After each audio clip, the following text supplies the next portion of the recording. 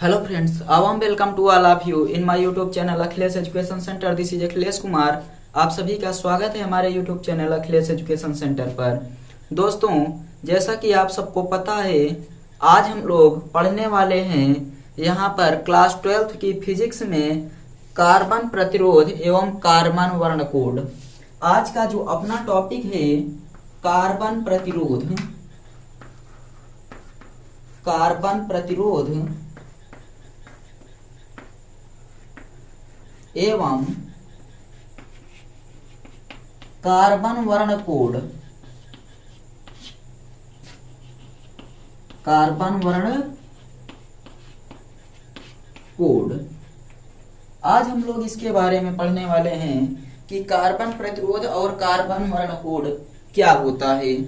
तो ये क्या चीज होता है, इसके बारे में पढ़ेंगे, विस्तृत चर्चा करेंगे। आज आखिरी वीडियो है। आज के बाद यह चैप्टर मतलब वैद्युत चालन खत्म हो जाएगा। उसके बाद हम लोगों का स्टार्ट हो जाएगा किरचॉफ का नियम वाला चैप्टर, किरचॉफ का नियम। तो हम लोग आज पढ़ेंगे कार्बन प्रतिरोध एवं कार्बन वर्णकोड।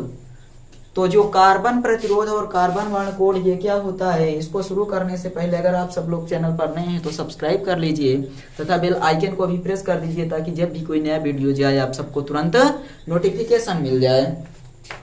इलेक्ट्रॉनिक परिपथों में वैद्युत धारा को नियंत्रित करने के लिए प्रतिरोधों का प्रयोग किया जाता है जो कि कार्बन के बने होते हैं। तो हम लोग लिखेंगे इलेक्ट्रॉनिक परिपथों में, इलेक्ट्रॉनिक परिपथों में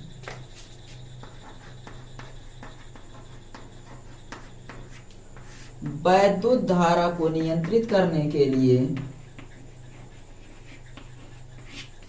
वैद्युत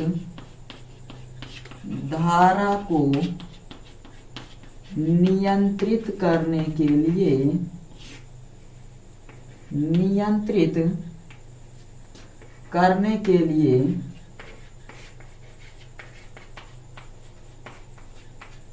कार्बन के प्रतिरोध का प्रयोग किया जाता है। नियंत्रित करने के लिए कार्बन का प्रयोग किया जाता है।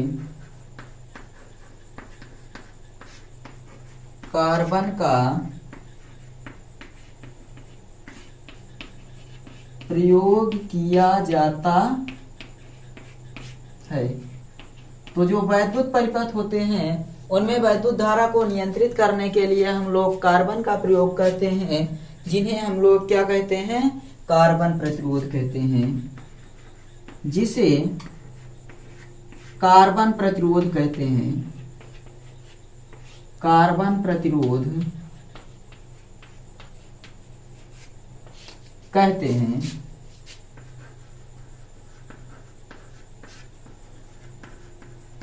कार्बन प्रतिरोध कहते हैं।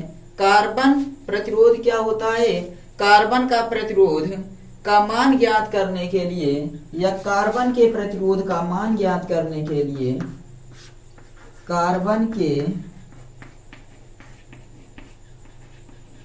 प्रतिरोध का मान ज्ञात करने के लिए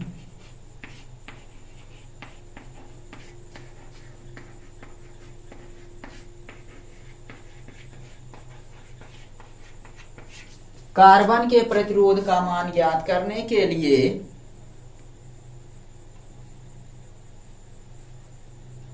कार्बन पर भिन्न भिन्न रंगों के 4 वलय बना दिए जाते हैं। कार्बन के प्रतिरोध का मान ज्ञात करने के लिए कार्बन पर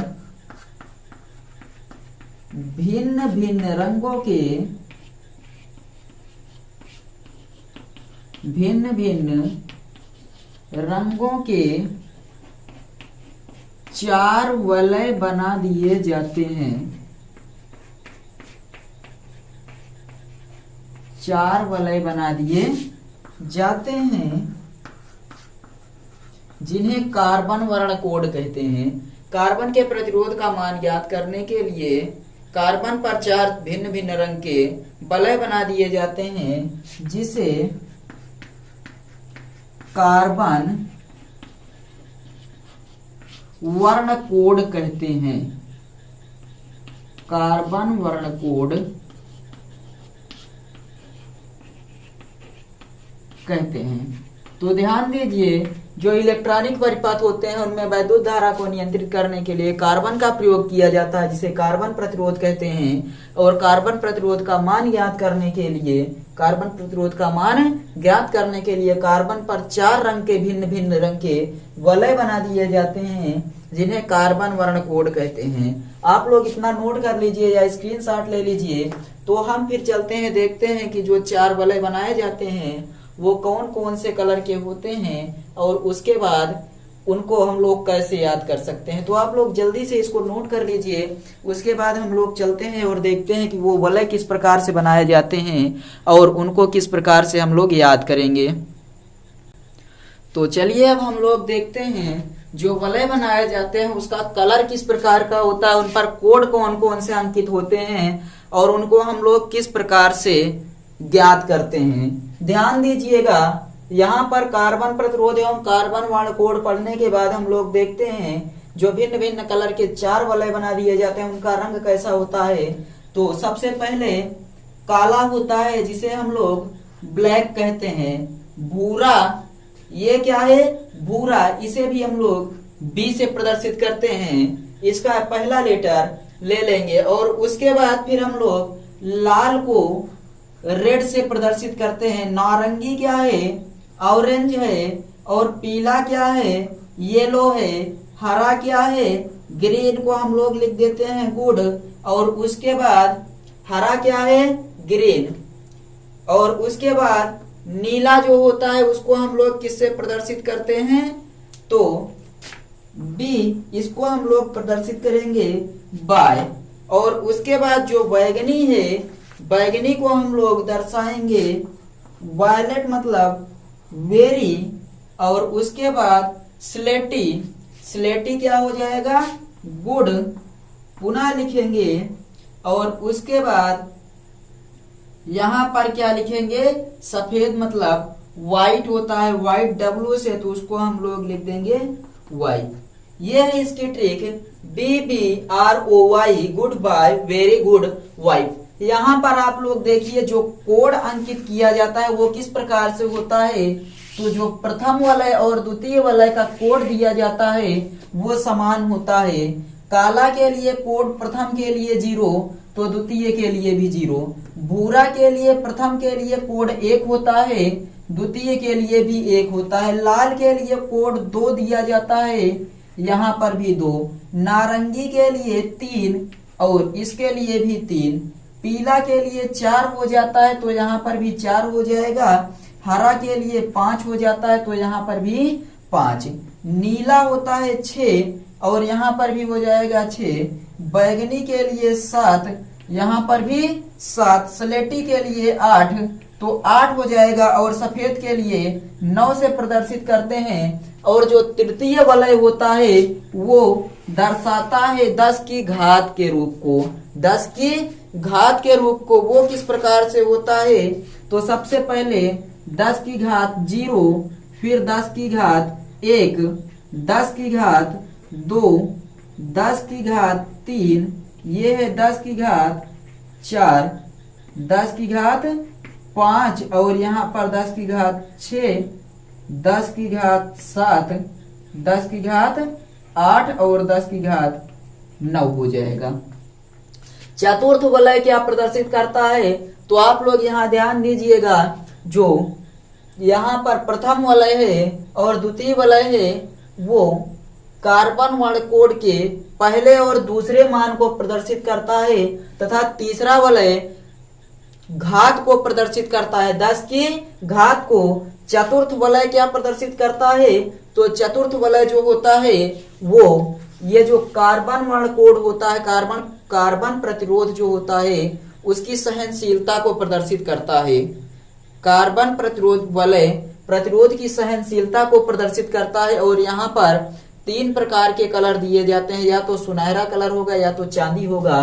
तो यहाँ पर 3 कलर दिए जाते हैं। एक होता है सुनहरा, यदि चतुर्थ वलय सुनहरा कलर का है तो उसकी जो सहनशीलता है वो ±5% की होती है। सुनहरा कलर होने पर उसकी सहनशीलता ±5% की होती है। और उसके बाद यदि वह चांदी के कलर का है तो उसकी सहनशीलता ±10% की होती है। और यदि चतुर्थ वलय का कोई कलर नहीं है, बिना कलर का होगा, कोई कलर नहीं या कोई रंग नहीं, जब बिना रंग का होगा तो उसकी जो सहनशीलता होती है वो ±20% होती है।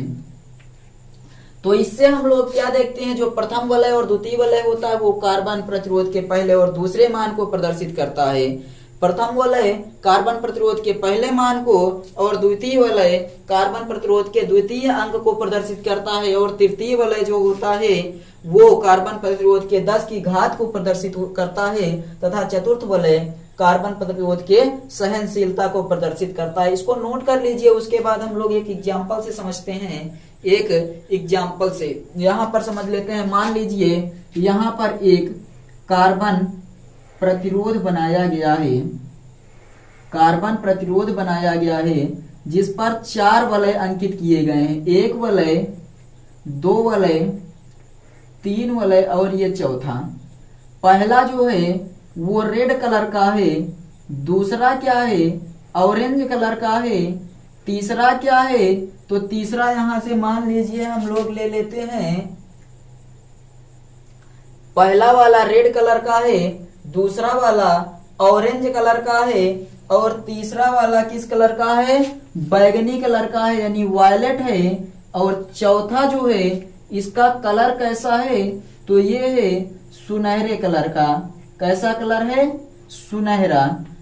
तो इसको हम लोग किस प्रकार प्रदर्शित करेंगे, पहला वाला जो आर है रेड है वो कितना प्रदर्शित कर रहा है, तो कार्बन प्रतिरोध के पहले मान को, यानी कि यहाँ पर 2 हो जाएगा। और दूसरा क्या है ऑरेंज है तो ये क्या प्रदर्शित कर रहा है, दूसरे मान को, 3 हो जाएगा। और उसके बाद तीसरा 10 की घात को प्रदर्शित कर रहा है, तो वायलेट कहां पर है, तो वायलेट यहाँ है बैगनी, जिसकी घात बन रही है 10 की घात 7, तो ये हो जाएगा 10 की घात 7।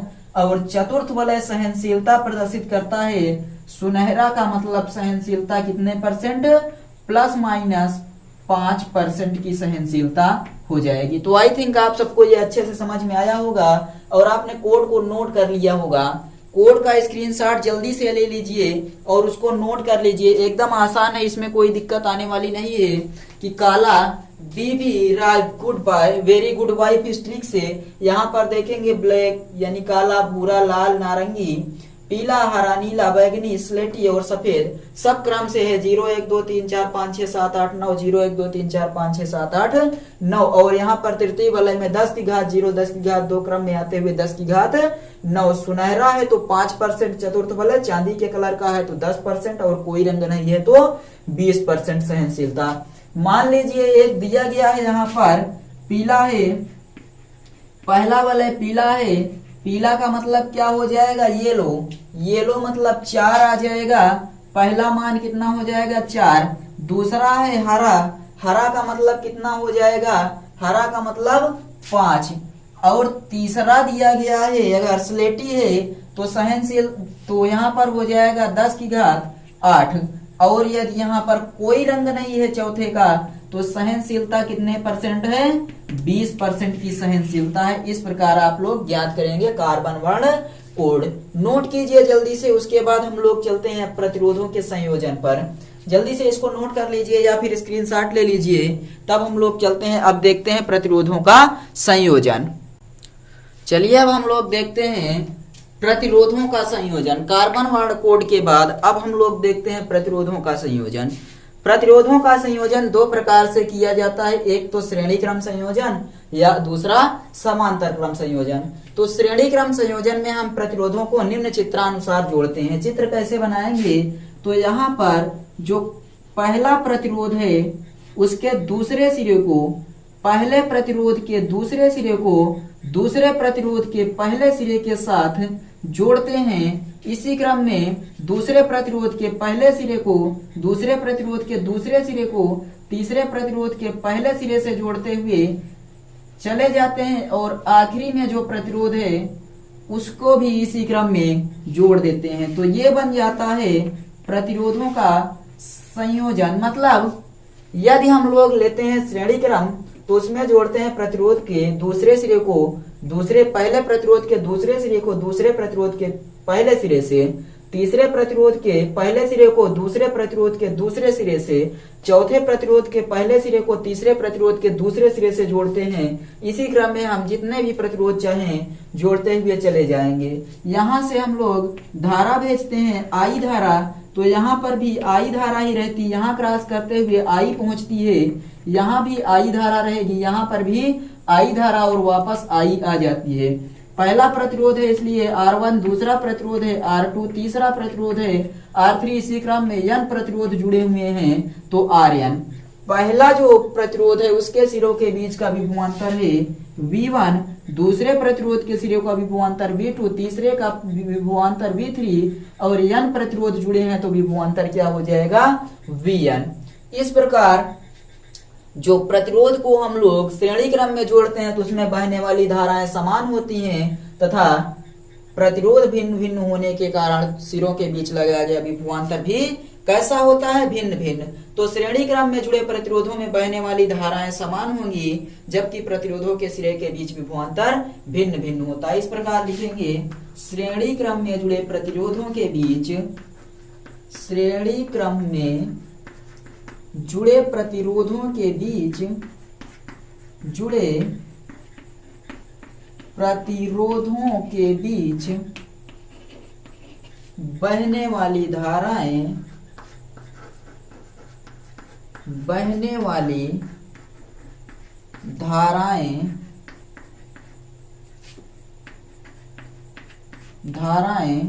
समान एवं प्रतिरोधों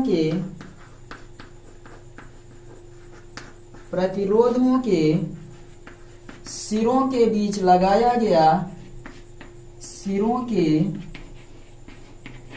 बीच लगाया गया विभवांतर, लगाया गया विभवांतर कैसा होगा भिन्न भिन्न होगा, भिन्न भिन्न होगा। अतः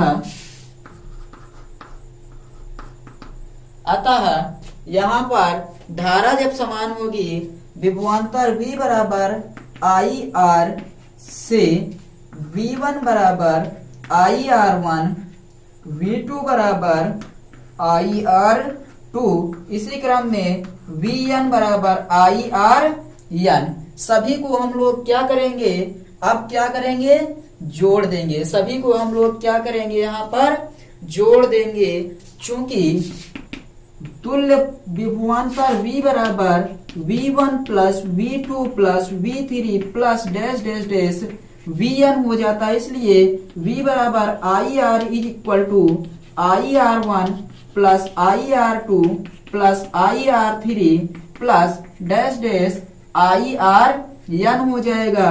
और I R is equal to I का मान ले लेंगे तो यहाँ पर R1 plus R2 plus R3 plus dash dash Rn, I से I cancel, R is equal to R1 plus R2 plus R3 plus dash dash dash Rn हो जाता है। ये बन गया श्रेणी क्रम में जुड़े सभी प्रतिरोधों का तुल्य प्रतिरोध। श्रेणी क्रम में जुड़े सभी प्रतिरोधों का तुल्य प्रतिरोध R बराबर R1 plus R2 plus R3 plus dash dash dash Rn, ये हो जाता है श्रेणी क्रम में जुड़े हुए सभी प्रतिरोधों का तुल्य प्रतिरोध। जो होता है वो कैसा प्राप्त होगा, यहाँ पर सबसे अधिकतम प्रतिरोध से ज्यादा प्राप्त होता है। श्रेणी क्रम में जुड़े सभी प्रतिरोधों का, जो सभी प्रतिरोधों में बहने वाली धाराएं समान होती हैं, सभी प्रतिरोधों में बहने वाली धाराएं समान होती हैं और प्रतिरोध का मान भिन्न भिन्न होने के कारण विभवांतर भी क्या होता है अलग अलग होगा, किंतु प्रतिरोध का मान अलग अलग होने पर विभवांतर अलग होता है। दूसरा पॉइंट यहाँ पर क्या है कि सभी प्रतिरोधों का जो तुल्य प्रतिरोध होगा वो सबसे अधिकतम प्रतिरोध से ज्यादा होता है। कैसा लिखेंगे, तुल्य प्रतिरोध, तुल्य प्रतिरोध ज्यादा होता है, मतलब कि बड़ा होता है अधिकतम प्रतिरोध से, मतलब कि सबसे बड़े प्रतिरोध से, सबसे बड़े प्रतिरोध से। आप लोग समझ रहे होंगे कि जो तुल्य प्रतिरोध मतलब सभी प्रतिरोधों का योग होता है, और सबसे बड़ा प्रतिरोध मतलब इसमें जो प्रतिरोध लगा है उसमें से सबसे बड़ा। तो तुल्य प्रतिरोध का मान ज्यादा होता है सबसे बड़े प्रतिरोध से। इसको नोट कर लीजिए कि श्रेणी क्रम संयोजन में जब प्रतिरोधों को जोड़ा जाता है तो हमें जो तुल्य प्रतिरोध प्राप्त होता है R बराबर R1 plus R2 plus R3 plus dash dash dash RN। चलिए अब हम लोग देखते हैं समांतर क्रम में। तब तक एक बार इसको स्क्रीनशॉट ले लीजिए। समांतर क्रम संयोजन पर हम लोग अब चलते हैं। चलिए अब हम लोग चर्चा करते हैं अपने समांतर क्रम संयोजन पर। समांतर क्रम संयोजन में क्या करते हैं, तो सभी प्रतिरोधों को हम लोग एक चित्रानुसार जोड़ते हैं। किस प्रकार से जोड़ेंगे, तो चलिए हम लोग यहाँ पर समांतर क्रम में जुड़े हुए प्रतिरोध देखते हैं किस प्रकार से होता है। तो कुछ इस प्रकार से समांतर क्रम में प्रतिरोधों को जोड़ा जाता है। कुछ इस प्रकार से समांतर क्रम में भी प्रतिरोधों को जोड़ दिया जाता है।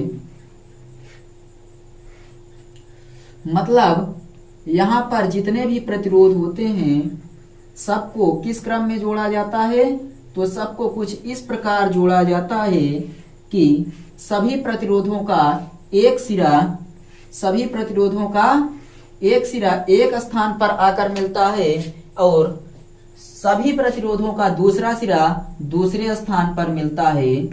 तो यहाँ से I धारा जब चलती है, यहाँ I पहुंचती है, यहाँ पर I1 हो जाती है, यहाँ I2 हो जाती है और यहाँ पर I3, और ये है प्रतिरोध R1, R2, R3। यहाँ पर भी भुवांतर बराबर होगा और पुनः यहाँ से निकलती है I1, I2, I3 जुड़कर यहाँ पर I पुनः बन जाती है और I आ जाती है। मतलब कि समांतर क्रम प्रतिरोधों में जुड़े सभी प्रतिरोधों के एक सिरे, पहला सिरा, सभी प्रतिरोधों का पहला सिरा एक बिंदु पर तथा दूसरा सिरा दूसरे बिंदु पर, एक ही बिंदु पर होता है। तो निम्न चित्रानुसार हम लोग प्रदर्शित करते हैं। यहाँ पर क्या है, बहने वाली धारा का मान भिन्न भिन्न है तथा विभवांतर का मान समान है। समांतर क्रम संयोजन है ये प्रदर्शित किया गया है। यहाँ पर सभी प्रतिरोधों के सिरों के बीच का विभवांतर समान है जबकि उनमें बहने वाली धाराएं भिन्न भिन्न हैं। इसमें सभी प्रतिरोधों के बीच, सभी प्रतिरोधों के बीच का विभवांतर समान है, का विभवांतर समान है जबकि धाराएं कैसी हैं, भिन्न भिन्न हैं। धाराएं भिन्न भिन्न हैं। तब हम लोग किस फार्मूले से यहाँ पर इसको ज्ञात करेंगे, अतः V बराबर IR से, V बराबर IR से हम लोग I का मान ज्ञात कर लेते हैं। I बराबर V अपान R हो जाएगा। तो I1 बराबर क्या हो जाएगा, यहाँ पर V upon R1, I2 is equal to V upon R2। इसी क्रम में IN इज इक्वल टू क्या हो जाएगा, V अपान RN हो जाएगा। चूंकि I is equal to I1 plus I2 plus I3 plus dash dash dash IN होता है, तो I बराबर V अपान R है, इसलिए V upon R1 plus V upon R2 plus V upon R3 plus dash dash V upon RN। V common ले लीजिए तो 1 upon R is equal to 1 upon R1। यहाँ पर भी V कॉमन हो जाएगा, 1 upon R1 plus 1 upon R2 plus 1 upon R3 plus dash dash dash 1 upon RN हो जाएगा और B से भी कैंसल। तो यहाँ पर 1 upon R is equal to 1 upon R1 plus 1 upon R2 plus 1 upon R3 plus dash dash 1/Rn, ये यहाँ पर बन जाएगा। तो समांतर क्रम में जुड़े सभी प्रतिरोधों का जो तुल्य प्रतिरोध होता है वो सबसे न्यूनतम प्रतिरोध से भी कम प्राप्त होता है, सबसे न्यूनतम प्रतिरोध से भी कम प्राप्त होता है, सबसे न्यूनतम प्रतिरोधों से भी कम प्राप्त होता है। और ये है समीकरण समांतर क्रम श्रेणी समांतर क्रम में जुड़े प्रतिरोधों का तुल्य प्रतिरोध ज्ञात करने का फार्मूला। तो प्रतिरोधों का संयोजन समांतर क्रम संयोजन में सभी प्रतिरोधों के बीच विभवांतर समान होता है तथा धाराएं भिन्न भिन्न होती हैं, इसलिए V बराबर आई आर से I equal to V upon R, I1 बराबर V1 अपान V अपान R1, I2 बराबर V अपान R2, इसी क्रम में IN बराबर V अपान RN। सभी धाराओं का योग जोड़ देंगे, I equal to I1 I2 I3 dash dash dash IN, तो उसी पर हम लोग मान रखकर B कॉमन ले लेंगे, कैंसिल हो जाएगा। I1 upon R equal to 1 upon R1 plus 1 upon R2 plus 1 upon R3 dash dash dash RN, इसी क्रम में। तो इसी के साथ हम लोग आज के इस वीडियो को समाप्त करते हैं और यहाँ पर हम लोगों का सेशन एंड होता है और चैप्टर भी वैद्युत चालन कंप्लीट होता है। अब इसके आगे किरचॉफ का नियम हम लोगों को पढ़ना है, तो उसको हम लोग बहुत अच्छे तरीके से करेंगे। तब तक आप लोग इसको अच्छे से पढ़ते रहिए और नोट्स साथ में बना लीजिए, ताकि आप लोगों को बार बार वीडियो ना देखना पड़े, आप लोग नोट्स पलट कर तुरंत देख लें और ये पूरा आप लोगों के लिए बहुत ही महत्वपूर्ण साबित होने वाला है। जल्द ही हम लोग न्यूमेरिकल सीरीज भी शुरू करेंगे और क्रम से न्यूमेरिकल लगाते हुए चलेंगे। चलिए मिलते हैं नेक्स्ट वीडियो में एक नए चैप्टर के साथ। तब तक आप लोग इस चैप्टर को अच्छे से पढ़ते रहिए और अपनी तैयारी को और मजबूत करते रहिए। Bye bye.